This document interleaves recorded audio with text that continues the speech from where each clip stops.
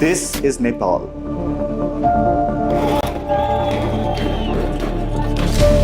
This is Bangladesh. This is Sri Lanka. കുറച്ച് ദിവസങ്ങളായി ഡൽഹിയിലെ ജന്തർ മന്ദിർ നടക്കുന്ന ഈ പ്രക്ഷോഭത്തിന് പിന്നിൽ അമേരിക്കയിലെ ചാരസംഘടനയായ CIO അതുപോലെ തന്നെ മറ്റു പാശ്ചാത്യ സംഘടനകളുടെ സ്വാധീനമുണ്ടോ എന്ന് നിങ്ങൾക്ക് തോന്നുന്നുണ്ടോ? ചിലർ പറയുന്നു ഇത് പാകിസ്ഥാൻ കേന്ദ്ര ഏജൻസിയുടെ അല്ലെങ്കിൽ പാകിസ്ഥാന്റെ ISI പോലുള്ള സംഘടനയുടെ സഹായത്തോടു കൂടിയാണെന്ന്, അല്ലെങ്കിൽ പാകിസ്ഥാന്റെ തീവ്രവാദ സ്വഭാവമുള്ള സംഘടന സഹായത്തോടു കൂടിയാണ് നടക്കുന്നത്. ചിലർ പറയുന്നു ചില വിദേശ ഫണ്ടിന്റെ കീഴിലാണ് ഈ സമരം നടക്കുന്നത് എന്ന്. ചിലർ പറയുന്നു ഇന്ത്യയിലെ മറ്റു ശത്രു രാജ്യങ്ങളിൽ നിന്നുള്ള ഫണ്ട് ഉപയോഗിച്ചാണ് ഈ സമരം നടക്കുന്നതെന്ന്. ചിലർ പറയുന്നു ഇന്ത്യയിൽ ആഭ്യന്തര കലഹമുണ്ടാക്കാൻ വേണ്ടിയാണ് ഈ സമരം നടത്തുന്നത്. ചിലർ പറയുന്നു നമ്മുടെ ഭരണകൂടത്തെ താഴെ ഇറക്കാൻ വേണ്ടിയുള്ളതാണ്. നിങ്ങൾ ഇതിൽ ഏതാണ് വിശ്വസിക്കുന്നത്?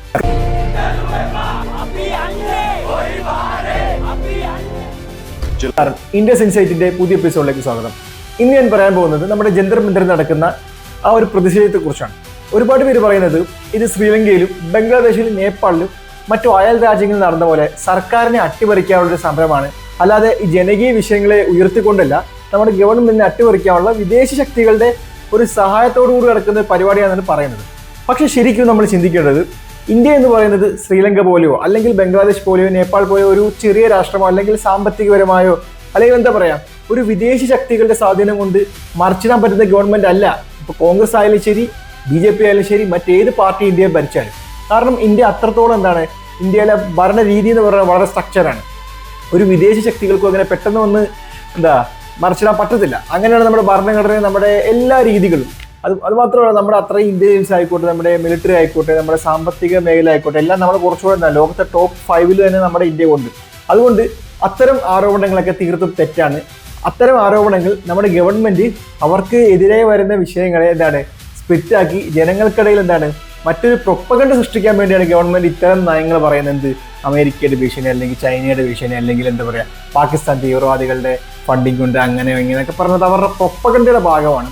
സോ ഇതിനെക്കുറിച്ച് ഇന്ന് വിശദമായി ഞാൻ ഇന്ന് വീഡിയോയിൽ പറയാൻ പോകുന്നത്. പലരും ചോദിക്കുന്ന ഒരു സംശയമാണ്, എന്തുകൊണ്ടാണ് ഈ സമരം നടക്കുന്നത്, ഈ സമരത്തിന് പിന്നിൽ എന്താണ്, ഈ സമരത്തിന്റെ ലക്ഷ്യം എന്താണ്?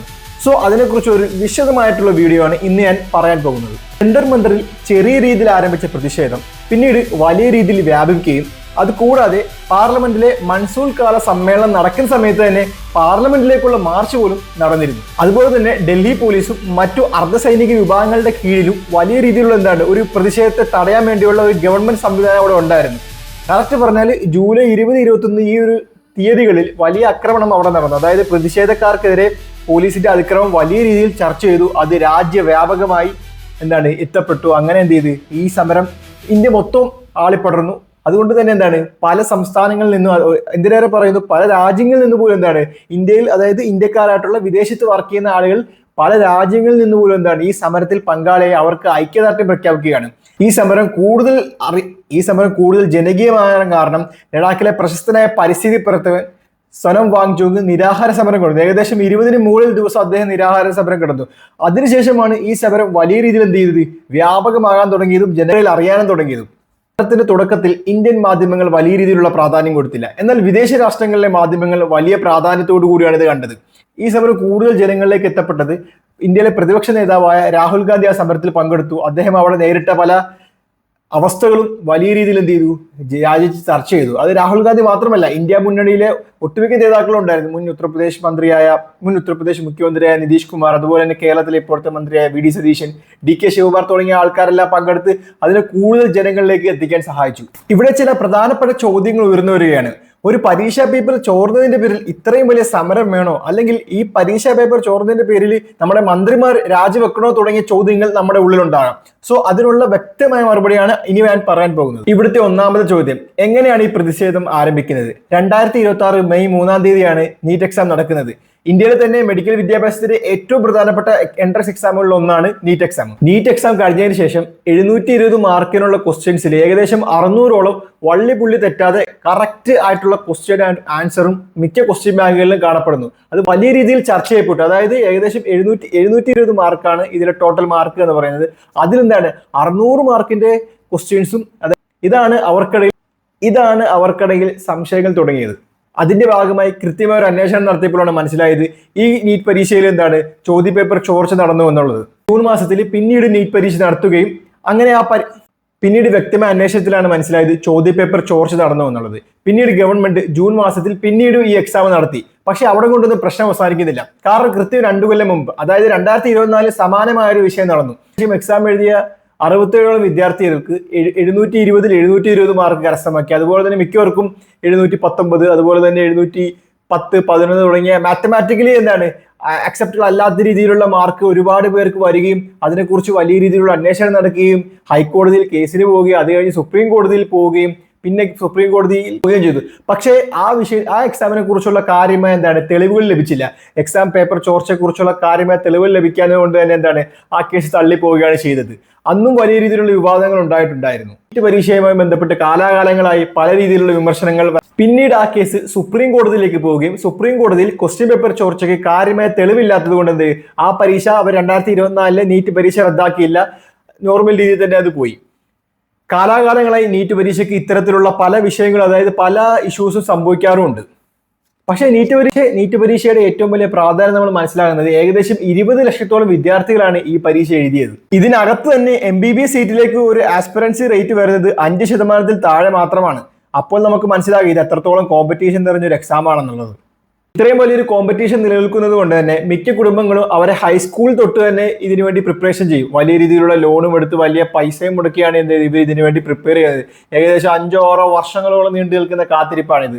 ഇത് കേവലം 20 ലക്ഷം വരുന്ന വിദ്യാർത്ഥികളുടെ മാത്രം വിഷയമല്ല.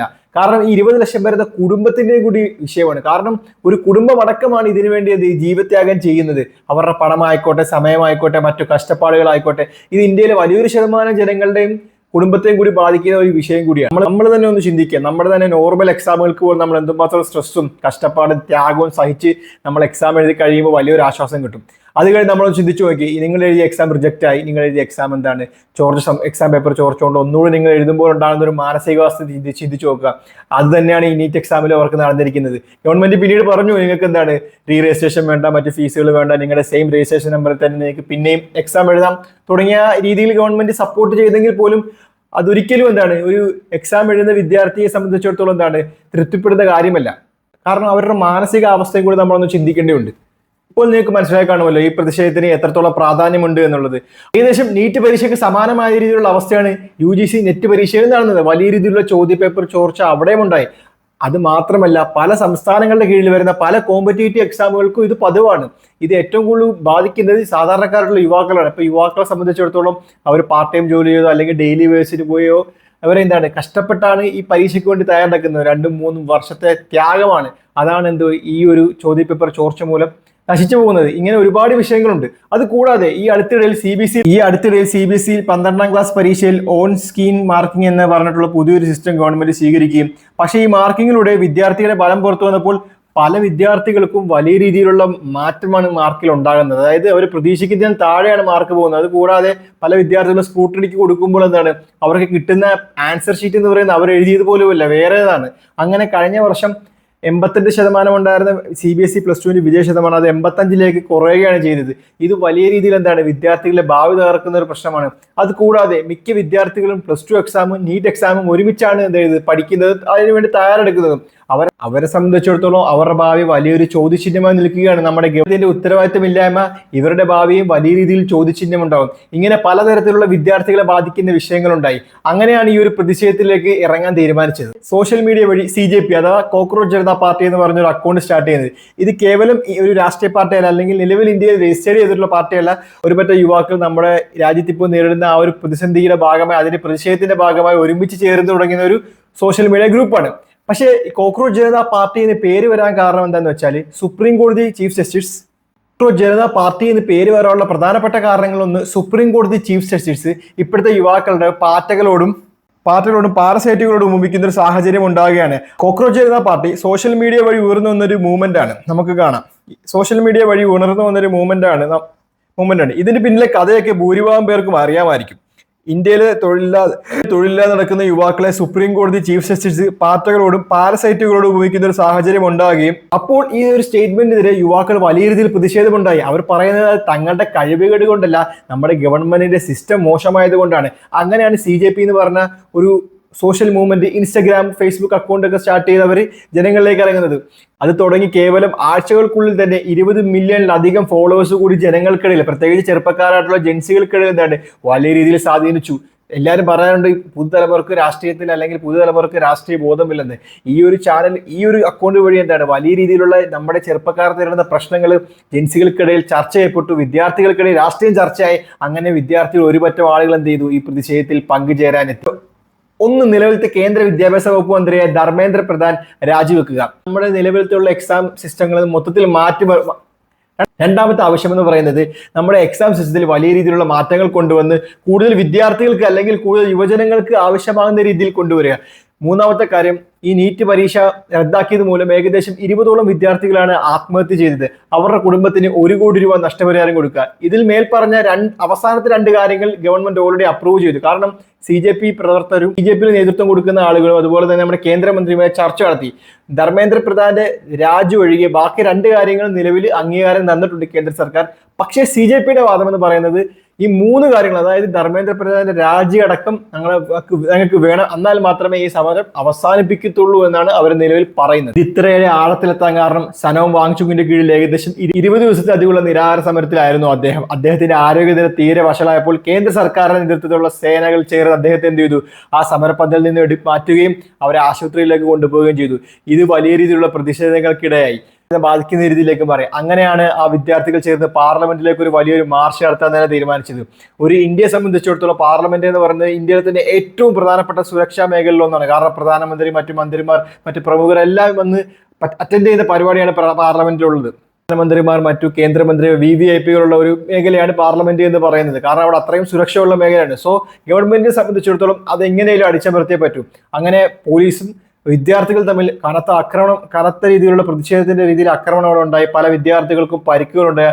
തിരിച്ചടി പോലീസ് ഏകദേശം 60ഓളം വരുന്ന പോലീസുകൾക്ക് പരിക്കുണ്ടായെന്നാണ് പറയുന്നത്.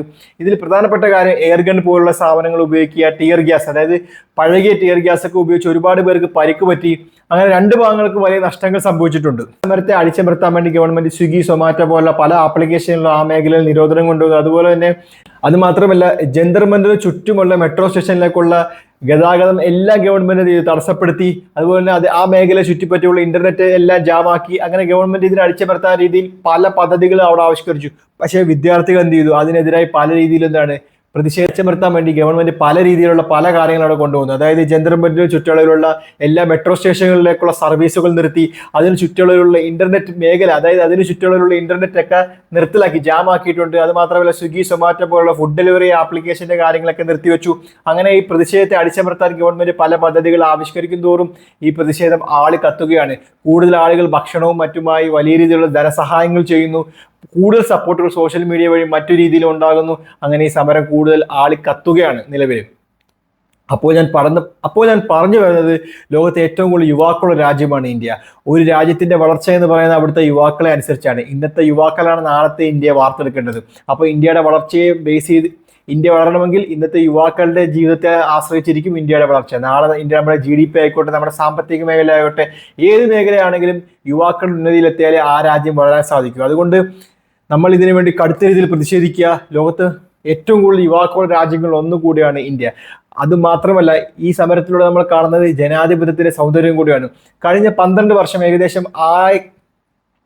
12 വർഷത്തോളമായി യാതൊരു പ്രതിസന്ധിയുമില്ലാതെ ഏകദേശം ഒരു ഏകാധിപതിയെ പോലെയാണ് എന്തായത് മോദി ഗവൺമെന്റ് ഭരിക്കുന്നത്. കാരണം 2014 ശേഷമാണ് ഇന്ത്യ ഉണ്ടായത്. 2014 ശേഷമാണ് ഇന്ത്യക്ക് മാറ്റം കൊണ്ടുവന്നുള്ള രീതിയിലാണ് അവരുടെ പ്രൊപ്പഗണ്ട മീഡിയകൾ, സോഷ്യൽ മീഡിയ വഴി അവർ ഇന്ത്യയിൽ പ്രചരിപ്പിക്കുന്നത്. കാരണം ഇവർക്ക് വലിയ രീതിയിലുള്ള തടസ്സങ്ങൾ ഉണ്ടായിട്ടില്ല. 2019-20 CA സമരം ആയിക്കോട്ടെ, അല്ലെങ്കിൽ കർഷക സമരം ആയിക്കോട്ടെ, അല്ലെങ്കിൽ കായിക താരങ്ങളുടെ സമരമായിട്ടെ, ഇതിനൊക്കെ അവർക്ക് ഒരു പരിധി വരെ അടിച്ചമർത്താൻ സാധിച്ചിട്ടുണ്ട്. പക്ഷേ അത്തരത്തിലുള്ള സമരമല്ല ഇപ്പോൾ നിലവിൽ നടന്നുകൊണ്ടിരിക്കുന്നത്. ഈവൻ BJPയിലും RSSൽ പോലും ഇതിൽ ഭിന്നാഭിപ്രായങ്ങളുണ്ട്. വലിയ രീതിയിലുള്ള ജനവികാരമാണ് ഇതിലുണ്ടാകുന്നത്. ഈവൻ മോദിക്കും അമിത്ഷാക്കും പോലും എന്താണ് ഈ സമരത്തിൽ പതറിപ്പോയിട്ടുണ്ട്. ഇവിടെയാണ് ജനാധിപത്യത്തിന്റെ സൗന്ദര്യം നമുക്ക് കാണാൻ സാധിക്കുന്നത്. കാരണം ജനങ്ങൾക്ക് മുകളിലല്ല ഒരു ഭരണാധികാരി എന്ന് കൂടിയാണ് ഇതിൽ കാണിച്ചു തരുന്നത്. സോ നിങ്ങൾ ചെറുപ്പക്കാരായിട്ടുള്ള യുവാക്കൾ ഇതിൽ മാക്സിമം പങ്കെടുക്കാൻ ശ്രമിക്കുക. നിങ്ങൾക്ക് പങ്കെടുക്കാൻ പറ്റുന്നില്ലെങ്കിൽ നിങ്ങളത് കഴിയുന്ന സഹായം ചെയ്യുക. ഇതിനെക്കുറിച്ച് അറിയാത്ത ഒരുപാട് വിദ്യാർത്ഥികളുണ്ട്. അവർക്ക് ഈ വീഡിയോ ഷെയർ ചെയ്ത് നിങ്ങളും ഈ സമരത്തിന്റെ ഭാഗമാകുക.